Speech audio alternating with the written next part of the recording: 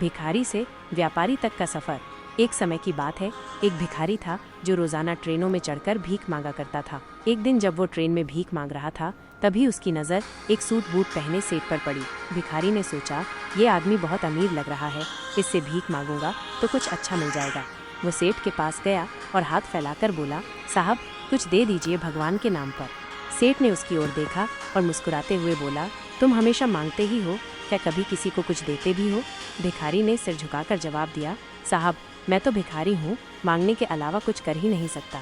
मेरी औकात ही क्या है कि किसी को कुछ दे सकूं? सेठ गंभीर होकर बोला, जब किसी को कुछ दे नहीं सकते तो मांगने का भी कोई हक नहीं है। मैं व्यापारी हूँ, लेन देन में विश्वास करता हूँ। अगर तुम्हारे पास मुझे कुछ देने को हो तभी मैं तुम्हें कुछ दे सकता हूँ। इतना कहकर सेठ अगला स्टेशन आने पर उतर गया, लेकिन उसकी कही गई बात भिखारी के दिल में गहराई से उतर गई। वो पूरा दिन उसी विचार में डूबा रहा, क्या मैं सिर्फ इसलिए गरीब हूँ क्योंकि मैं केवल मांगता हूँ और कभी देता नहीं? अगले दिन वो स्टेशन के पास बैठा था, तभी उसकी नज़र पास के पौधों पर खिले कुछ सुंदर फूलों पर पड़ी।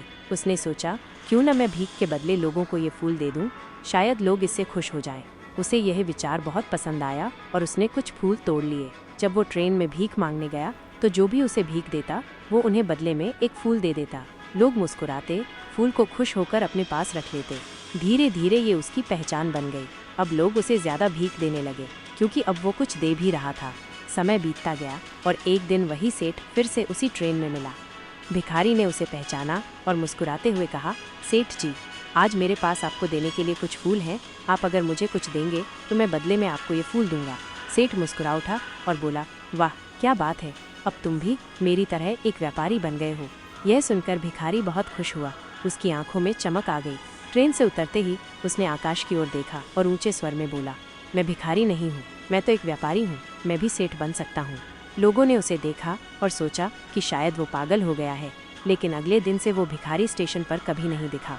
एक वर्ष बाद उसी स्टेशन पर दो व्यक्ति सूट बूट में यात्रा कर रहे थे। उनमें से एक ने दूसरे को हाथ जोड़कर प्रणाम किया और कहा, क्या आपने मुझे पहचाना? सेठ ने जवाब दिया, नहीं, शायद हम पहली बार मिल रहे हैं। दूसरा व्यक्ति मुस्कुराया और बोला, नहीं सेठ जी, हम पहले 2 बार इसी ट्रेन में मिल चुके हैं। पहली बार जब आपने मुझे बताया कि कुछ पाने के लिए कुछ देना जरूरी है, और दूसरी बार जब आपने मुझे बताया कि मैं एक व्यापारी बन चुका हूँ। अब सेठ चौंक गया। तुम वही भिखारी हो? भूतपूर्व भिखारी बोला, जी हाँ, अब मैं फूलों का एक बड़ा व्यापारी बन चुका हूँ। आपने मेरी सोच बदल दी, आपने मुझे मेरी असली पहचान बताई। मैं जब तक खुद को भिखारी मानता रहा, भीख मांगता रहा, लेकिन जिस दिन मैंने खुद को व्यापारी मान लिया, उसी दिन मेरी किस्मत बदल गई। सीख, हम क्या हैं ये दुनिया नहीं, हमारी खुद की सोच तय करती है। जब तक हम खुद को कमज़ोर मानते हैं, हम कमज़ोर ही रहते हैं।